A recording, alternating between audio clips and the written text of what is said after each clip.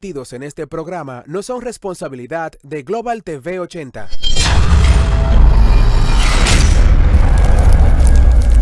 Tu canal.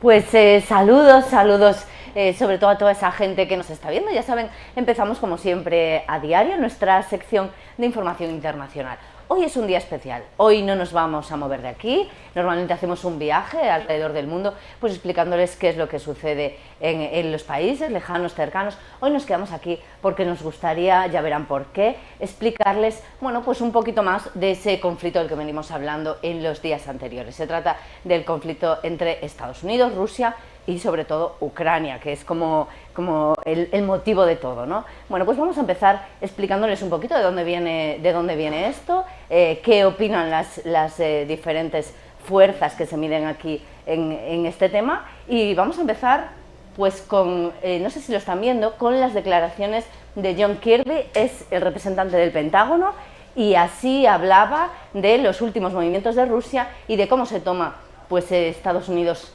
estas nuevas acciones. Vamos a escucharle.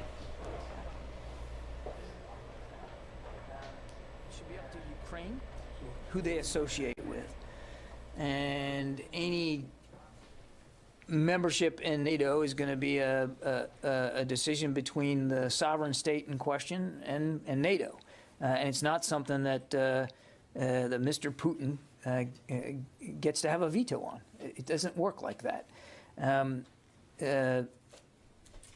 There has been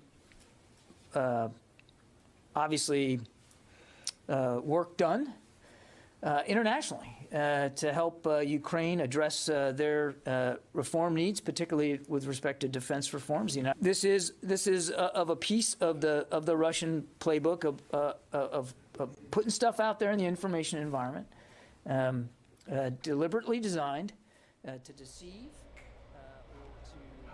Pues estas eran las palabras de Kirby. Esto viene, les quiero explicar. Estas declaraciones vienen después de unas palabras que ayer emitía Putin, bueno, pues hablando de su opinión o de cómo Rusia se toma el conflicto. Lo que dice Kirby, es decir, lo que dice Estados Unidos, es que, bueno, pues si Rusia pretende que Ucrania nunca pueda de ninguna manera entrar en la OTAN porque sí, pues no se lo van a permitir. Ucrania está haciendo desde hace años, ahora les contaré todo lo posible, bueno, pues a base de reformas en el país, haciendo todo lo posible para poder entrar en la OTAN, y bueno, pues este movimiento efectivamente a los rusos los tiene un poquito inquietos, y Estados Unidos lo único que le recuerda a Putin es que siempre que un Estado pueda o quiera formar parte de la OTAN y cumpla esos requisitos, pues nadie puede ponerle impedimento, con lo cual este es el verdadero motivo, la madre de todas las batallas de este enfrentamiento. Nos vamos ahora a escuchar las palabras que ayer decía Putin,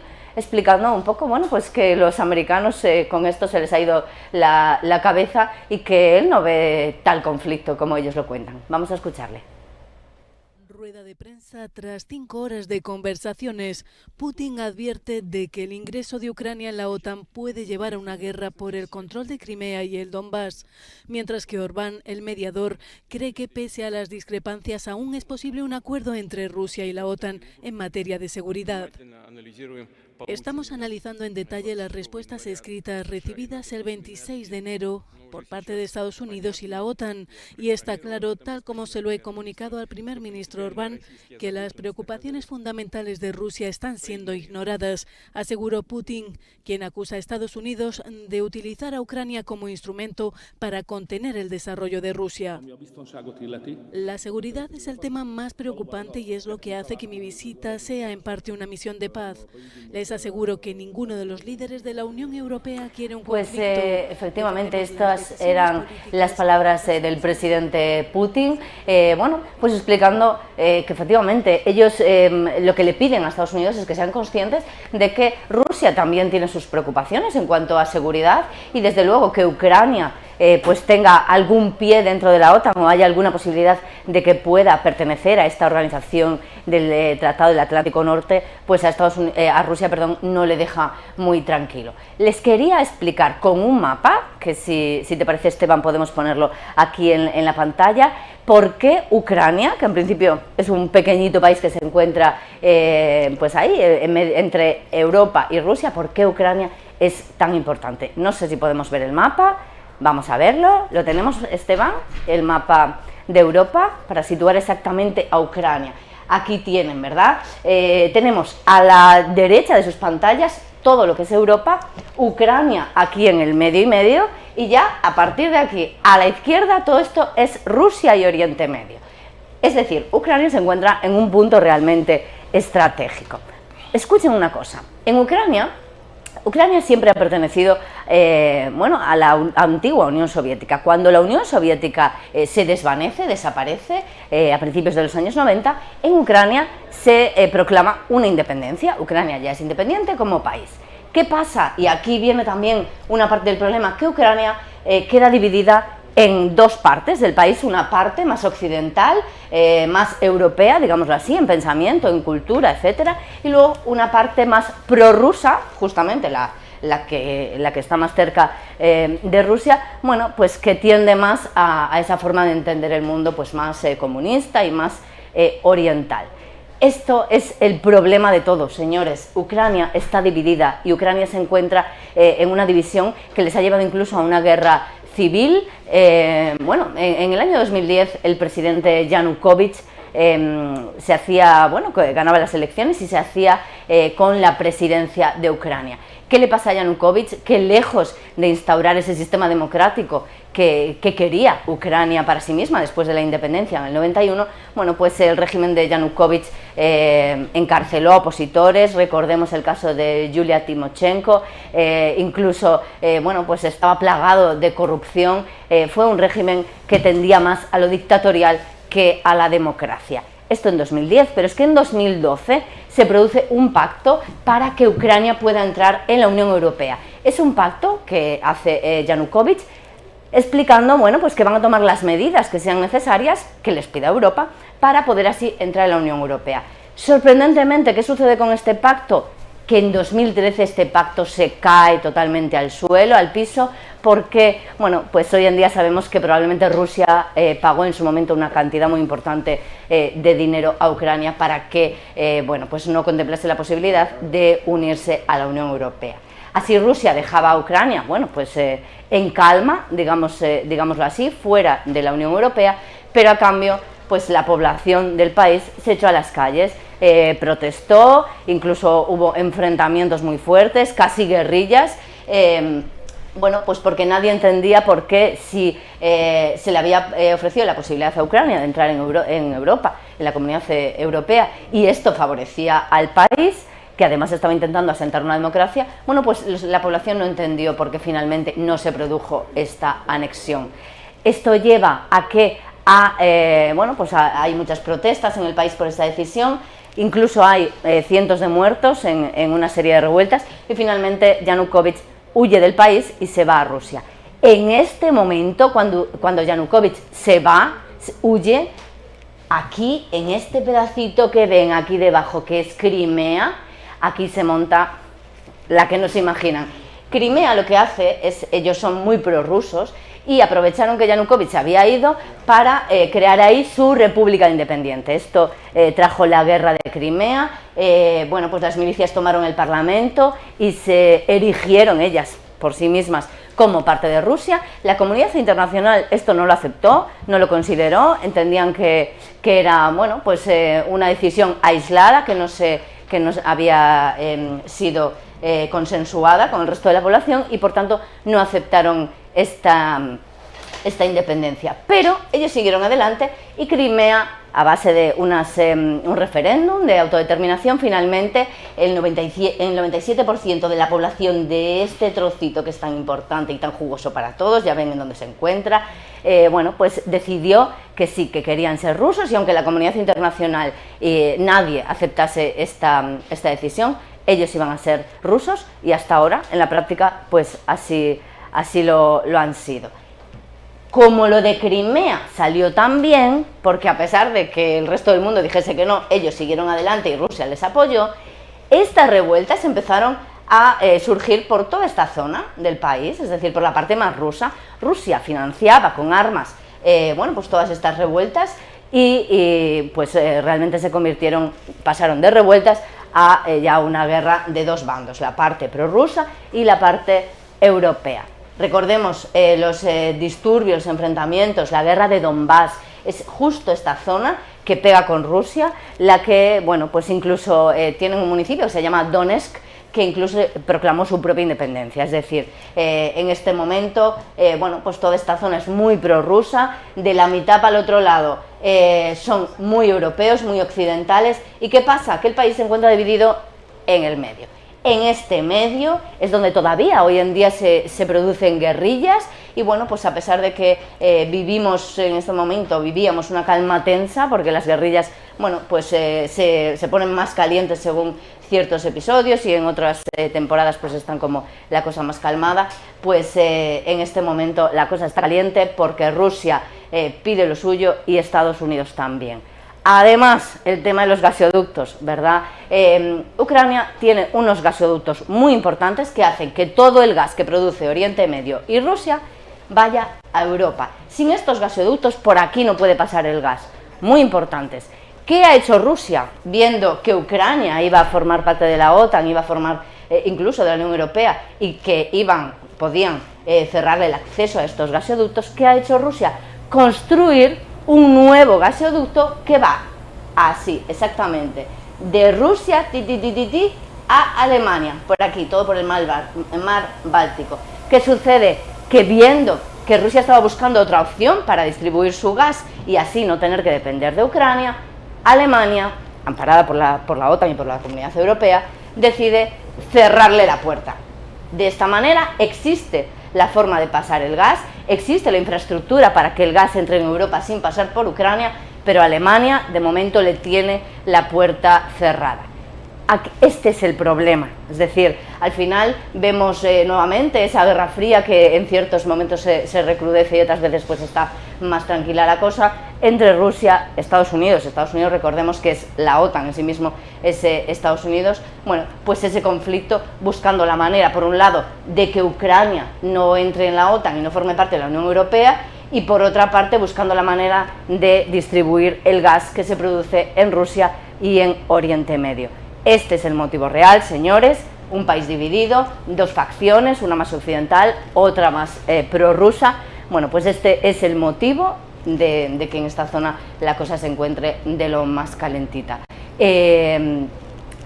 Aquí tienen, la explicación está dada. Hoy en día, tanto unos y otros, ya saben que hemos hablado de mediciones de fuerzas, Rusia mantiene toda esta frontera, bueno, pues con tanques, con vehículos, material bélico, por si de alguna manera pues tienen que intervenir, lo harán, pero desde luego, por un lado, Rusia dice que no tiene pensado entrar en Ucrania, y por otro lado Estados Unidos, que todo el rato habla de un riesgo inminente y de la posibilidad de que entren, pues si no es ahora, dentro de media hora. Entonces, bueno, pues aquí estamos. Yo no sé, hemos traído, no sé si se lo he comentado, hemos traído un experto en este tema, en relaciones internacionales, para que nos explique un poquito más. Le vamos a hacer un par de preguntas para que nos explique un poquito más, sobre todo en qué va a acabar este conflicto y cuáles son las expectativas. Pablo Román, adelante, presenta a tu invitada. Muchísimas gracias, Blanca Lugo, por esta magistral explicación sobre las implicaciones y, si se quiere decir, un poco del histórico con relación a los conflictos que se están abordando en esta nación de Ucrania, que han desatado diferencias entre dos grandes potencias que anteriormente tuvieron conflictos que casi desatan la Tercera Guerra Mundial, como son Estados Unidos y Rusia, que durante mucho tiempo, después de pasada la Segunda Guerra Mundial, mantuvieron lo que se denominó la Guerra Fría, con el denominado Muro de Berlín como símbolo de esta división entre Oriente y Occidente. El martillo contra el águila, ¿verdad? Ese era el conflicto. Pero hoy, para hablar de todos esos temas y mucho más, tenemos al experto y analista internacional Heriberto Tejada, quien nos complace con estar aquí en este espacio y nos va a abarcar más sobre esta situación que tiene en vilo el mundo, que es una situación que nos preocupa porque de ahí pueden salir, como en toda guerra, grandes calamidades. Bienvenido, Heriberto, a este espacio. Gracias. Para todo el mundo. Gracias, Pablo, por la invitación, gracias a su audiencia y estamos a la orden. Heriberto, hemos visto con Blanca un poco del histórico de esta situación. Ahora, vámonos al tiempo actual. ¿Cómo inicia este conflicto actualmente entre Rusia y Estados Unidos por Ucrania? Bueno, para hablar un poco del conflicto en la actualidad debemos remontarnos al 1945, al final de la Segunda Guerra Mundial. Luego de esta, Stalin, en ese momento mandatario de la Rusia, entendía que necesitaba un espacio de influencia para ejercer su poder y poder instaurar un modelo económico y político que para muchos fue malo, para otros fue bueno, lo que es el comunismo. El primer ministro de ese entonces del Reino Unido, Winston Churchill, pudo ver en el futuro las intenciones de Stalin, pero no contaba con los recursos militares y económicos luego de una guerra mundial. Quedaba Reino Unido con una economía por el suelo, parte de sus equipos militares ya utilizados, inservibles, y no pudo hacer un frente común con Estados Unidos a estas intenciones. Y Ucrania pasa a ser parte del espacio de influencia que Rusia necesitaba para poder instalar el comunismo. Con la caída del bloque soviético, de la Unión Soviética, Ucrania declara su libertad, declara su independencia de la Unión Soviética, siendo un país neutral. Sin embargo, quedó bajo el espacio de influencia de Rusia y en el actual momento se ve muy a favor y muy común con los intereses de la Unión Europea y afín con la OTAN. Entonces, definitivamente, las autoridades de Ucrania en este momento están del bando de la OTAN actualmente. El presidente Zelensky no ha negado su interés y desde el 2014 a la fecha, Ucrania se ha visto seducido por los valores de Occidente, su cultura, su democracia, su método económico, su sistema económico, y eso son situaciones que lo acercan más al bloque europeo. De hecho, su intención era ser miembro inicialmente de la Unión Europea y una vez esto suceda, el siguiente paso sería convertirse en miembro de la OTAN. Entonces, ¿por qué Putin insiste en tratar, ya disuelta la Unión Soviética hace años, desde la caída del muro de Berlín, por qué Putin insiste en tratar el tema de Ucrania como si todavía fuera posesión de Rusia? Bueno, ciertamente el tema geopolítico y geoestrategia de seguridad de Vladimir Putin lo podemos entender. Como bien explicó la compañera, la OTAN ha creado un cerco alrededor de Rusia, que cada país que se adhiere a este bloque militar instala equipos militares, sistemas de misiles, establece bases militares de Estados Unidos y de todo el conglomerado, y cada vez ese bloque se va acercando más a la frontera de Rusia, dejándolo sin un espacio vital para salir al mar, como podemos ver en el mapa. Los países del Báltico, Estonia, Lituania y Letonia son miembros de la Unión Si Ucrania también se une a la OTAN, su salida al mar por el Mar Negro también se ve comprometido y sería sencillo para la OTAN hacerle un cerco económico, naval y militar a Rusia, lo cual afecta la seguridad y la supervivencia del país. Y por tanto se puede entender, más no desde mi punto de vista justificar, la actitud de Vladimir Putin. ¿Y cuál es la situación militar en esta frontera entre Rusia y Ucrania actualmente? Los radares y satélites del Pentágono pudieron visualizar y salieron a la luz pública, pero estaban dando seguimiento desde mucho antes, en el mes de diciembre, movilidades de tropas rusas hacia la frontera de Ucrania. Cuando se estima ya que hay una cantidad de 100.000 hombres militares rusos con equipo militar. 100.000 hombres 100.000 ya hombres. se trasladaron de Rusia hacia Ucrania. Hacia la frontera. Hacia la frontera. Ya cuando esto está a este nivel, Estados Unidos da la luz de alerta de que hay intenciones de una invasión rusa. Como bien ha explicado la compañera, Rusia ha dicho que no tiene la intención de hacer una invasión, pero preocupa la movilidad de gran cantidad de tropas militares y equipos a una frontera con una intención simplemente de colocarlo ahí en un invierno que castiga a esa tropa sin ningún interés. Pablo, permíteme, señor Tejada, una pregunta que yo le hago. Putin el otro día en declaraciones decía que mientras Ucrania no entre dentro de la OTAN, no hay problema. Esto suena a advertencia, es decir, mientras ustedes no incluyan a Ucrania dentro de la OTAN, nosotros no moveremos ficha. En el momento que ustedes, como bien decía usted, nos cerquen con Ucrania dentro de la OTAN, entonces ahí no va a quedar más remedio y Rusia va a tener que defenderse. ¿Veremos esta posibilidad? ¿Existe la posibilidad? Porque esto crearía una tercera guerra mundial, sí o sí. Bueno, desde una de las cosas más difíciles en las ciencias sociales, como la política, las relaciones internacionales, de pronosticar y hacer una perspectiva al futuro de lo que va a pasar, es muy difícil. Una universidad española con el grupo estratégico de la Universidad de Nueva Granada indicaba que mientras más se alejaba el tiempo, esos pronósticos se dispersaban. 5 años se ampliaban, 20 años se ampliaban mucho más, porque todo cambia, depende de los intereses de los estados. ¿Quién diría que apenas 5 años después de la Segunda Guerra Mundial, Francia y Alemania, con un odio visceral de ambas poblaciones, de ambos gobiernos, iban a hacer una alianza para ser hoy los líderes de la Unión Europea y crear el mayor grupo de países económicos, la mayor dimensión política, que sería una inversión para todo el mundo? Decir que sí, decir que no, es muy ambicioso, pero en el 95% de los casos, los conflictos se dirimen antes de lanzar el primer ataque.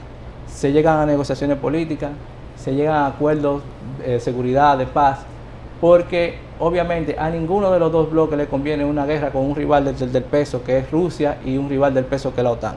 Eso significaría que la humanidad pudiera dejar de existir. Y cuando eso tienen esos niveles, siempre se disipan. En el 95% de los casos se llega a una negociación. Se eleva el tono, se muestra la fuerza hasta ver hasta dónde puede llegar el otro. Sin embargo, el paso, yo espero que ninguno de los dos los dé, porque no nos conviene a ninguno. ¿Cómo ves desde el punto de vista como analista la actitud la postura de Biden como presidente de Estados Unidos frente a este conflicto? Yo creo que Biden, desde mi punto de vista, podemos estar de acuerdo o no, pero debemos entenderlo. Acaba de salir de Afganistán mostrando debilidad las fuerzas norteamericanas, que esto puede estar aprovechando por Putin para atentar hasta dónde puede llegar Estados Unidos en este nuevo balance de poder entre China y Estados Unidos. Él dice: yo no me voy a quedar afuera, voy a hacer presión para que a mí también se me conceda como una potencia, se me dé mi espacio de poder, los espacios que estoy perdiendo, no perderlo, y puede ser que esté midiendo hasta dónde puede llegar la OTAN y Biden luego de esa salida estrepitosa. Pero Biden tiene el compromiso de no dejar solo Ucrania, porque si le permite hacer a Putin lo que él desea, tiene también entonces Xi Jinping con la intención de invadir a Taiwán, que también pudiera verse en dos frentes. O sea que eso desataría otro conflicto. Otro conflicto que Biden no puede darse el lujo, y por eso está haciendo la presión diplomática y hasta cierto punto militar, de que también él tiene un brazo fuerte que puede utilizar en cualquier momento. De hecho, hay, si me permite, hay voces que hablan de que todo esto sea lo que llamamos una cortina de humo, para que mientras Estados Unidos, hablándolo así en coloquial, Estados Unidos está enredado o disperso en esta problemática, China está enfocada en Taiwán, ¿no? Podría ser, ¿verdad? Rusia siempre apoyaría a China en el caso de Taiwán, y por otro lado Rusia le está planteando un conflicto a Estados Unidos con el tema de Ucrania, y China pues ahí haciendo las suyas. Eso es lo interesante del caso, y por eso Estados Unidos ha manejado muy bien el tablero mundial. Si nos fijamos, Estados Unidos no está haciendo el frente solo, está convocando a sus aliados, está convocando a la OTAN para hacer un frente común a Rusia, y en el Pacífico tiene otro frente que le llaman el Quad, con India, Australia, Japón y Corea del Sur, que son las democracias del Pacífico, donde también sus aliados se arman militarmente, hacen acuerdos políticos con el fin de frenar a China, porque su principal frente de defensa que Estados Unidos no puede cuidar en este momento es el Pacífico, porque esa es la zona que de perderla y perder su influencia le quitaría la hegemonía mundial. El 80% del comercio circula por esa zona y es la que mayor dinero genera cada día. Por tanto, Estados Unidos no puede perder el foco del Pacífico por el conflicto de Ucrania. Según lo que nos planteas, entonces Estados Unidos está dando una demostración tanto a China como a Rusia de que ellos están solos, que están aislados de cara al mundo con relación al tema de sus aliados. Que China y Rusia están solos. Exactamente. No, ciertamente que no. El mayor proveedor ahora mismo de tierras raras, de comercio, es China. China no puede quedar solo porque en todo tenemos una necesidad de China, y por eso decía que era traumático llegar a un conflicto bélico, porque como están entrelazadas las economías, tanto Rusia, Estados Unidos, nosotros como anexados a la economía global, vamos a sentir la camaradería de una guerra. Por consiguiente, no creo que ningún Estado pueda quedarse solo en esta situación. Tanto lo que prevé la OTAN de hacer sanciones al comercio de Rusia, cerrar el sistema SWIFT, todo eso a la larga también va a afectar a las economías y a los países de Europa. Porque si, por ejemplo, Estados Unidos amenaza de sacar del sistema SWIFT, el sistema bancario internacional, a Rusia, con el cual no va a poder comerciar con ningún país, vender su petróleo, vender su gas, eso le afectaría a los propios países de la OTAN, que no recibirían los suministros de petróleo por parte de Rusia y tendrían que irse a otro mercado muchísimo más caro. Por consiguiente, a nadie le conviene el conflicto. Yo quería preguntarle, señor Tejada, estamos viendo, Estados Unidos ya ha dicho lo que opina de este tema, Rusia también, Ucrania también, hablaba el primer ministro ucraniano esta mañana, incluso China también se ha pronunciado favoreciendo, bueno, pues que Rusia tenga sus propias batallas. Pero en todo este entramado, ¿dónde queda Europa? ¿Qué pasa con Alemania? ¿Por qué Alemania, que es la cabeza de Europa, por qué Alemania, con ese gasoducto que en ese momento pues lo tiene vetado, por qué Alemania no se ha pronunciado todavía? ¿Por qué Europa está tan calladita con este tema? Si algo ha tenido Europa en las últimas décadas, y en especial Alemania, es usar su poder de negociación y su neutralidad, especial Alemania. Por consiguiente, es un aliado que se beneficia de la OTAN, tiene la seguridad de la OTAN, cuenta con despliegue militar de parte de Estados Unidos, sistema de misiles que le dan una seguridad. No obstante, que era lo que criticaba Trump, se beneficiaba de la compra del gas a Rusia. Entonces, ese juego que tiene la Alemania dentro de la Unión Europea como un ente de dirección del grupo, pero también cuida sus intereses individualmente. Por consiguiente, ese papel pasivo que tiene Alemania es por su propia conveniencia de beneficiarse y seguir recibiendo el suministro de Rusia a un menor costo que irse a Medio Oriente o a Estados Unidos. Desde luego, con este tema, perdona y acabo, Pablo, los yanquis, los americanos ya han dicho que Alemania tiene que pronunciarse, claro, tiene que tomar postura en este conflicto, y no les gusta nada que Alemania esté ahí calladita, esperando y viendo cómo son los movimientos del resto. A nadie le gustaría. Heriberto, entonces, ¿cuál es ahora mismo, para conocimiento nuestro y todo el público que nos sigue, cuál es ahora mismo el punto en el que está, o el estatus en el que está el conflicto? O sea, ¿cuál es ahora mismo la situación real del conflicto para que nos edifique sobre eso? ¿Hay posibilidad de guerra? ¿Se está en diplomacia?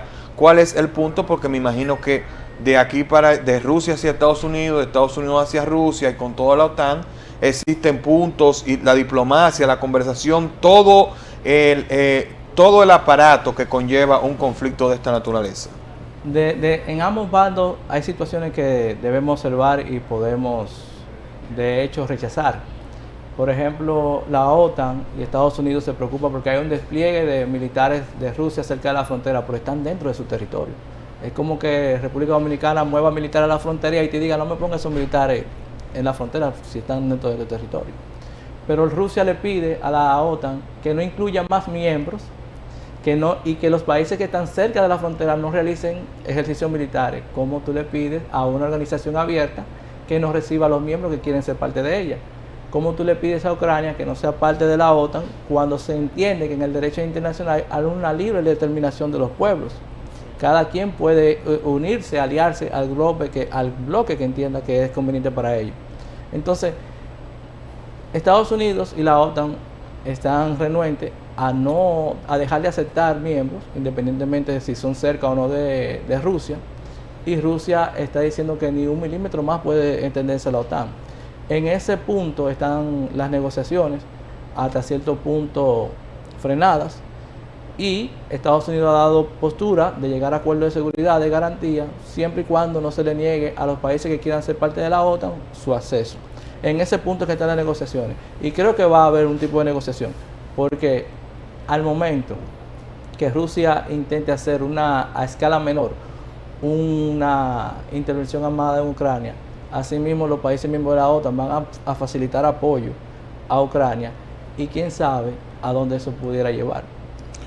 En resumidas cuentas, lo que nos has dicho es que prácticamente Putin, con su intención, independientemente de que sea una estrategia geopolítica, está violando la soberanía, o quiere violar lo que es la soberanía de Ucrania. Intenta violar la soberanía. Intenta violar la soberanía de Ucrania. Y yo te pregunto ya en la parte final, hemos hablado a nivel territorial, nivel de ubicación, pero ¿qué tanta importancia económica tiene Ucrania para Rusia? Bueno, ciertamente que Ucrania, según informe, cuenta con la mayor extensión de áreas cultivables de Europa. También es el país por donde pasa el gasoducto con el cual Rusia suministra el gas a toda Europa. O sea que no es de una importancia para Rusia, sino para el propio Europa, siendo Ucrania un país pobre. Tiene un PIB per cápita similar al de República Dominicana. Pero su ubicación con salida al mar, que le conviene a Rusia, su ubicación por donde pasa un gasoducto, su tierra fértil, es de gran importancia tanto para Rusia como para la Unión Europea. Y las tensiones no convienen básicamente el mayor afectado es Ucrania, porque en un país con tensión de conflicto militar las economías colapsan, no hay inversión, no se generan negocios, la gente no sale a trabajar, hay escasez porque todo el mundo comienza a almacenar alimentos, los suministros, y por eso el presidente Zelensky mostró descontento cuando se hacían manifestaciones públicas de que Rusia estaba a punto de invadir a Ucrania, sea cierta o sea falta la información, porque una de las cosas que hacen los países es cuando van a un conflicto o tienen intención de un conflicto, es comenzar a hacer propaganda en contra del contrincante para hacer una visión y una opinión de quién es el malo y quién es el bueno. Si usted ve CNN, todo malo es Rusia. Si tú ves Russia Today, el malo es Biden. Y ese conflicto tú tienes que estar bien centrado para entender quién es el responsable o no, porque la opinión pública te puede llegar a engañar. La propaganda, un arte muy viejo utilizado en la guerra. Señores, muchas gracias, Heriberto, de verdad, excelente análisis junto a nuestra compañera Blanca Lugo de este conflicto internacional que señores, nos concierne a todos, porque puede tener consecuencias de un largo alcance en caso de que, ni Dios lo quiera, este conflicto llegue a lo bélico. Para nosotros en Pa' Todo el Mundo ha sido un placer tenerte por acá. Heriberto, en pantalla han pasado tus redes sociales y esperamos seguirte teniendo en otra ocasión analizando estos y otros temas del ámbito internacional. Señores, muchas gracias. Esto ha sido nuestro segmento y retornamos en breve aquí a este su espacio, Pa' Todo el Mundo.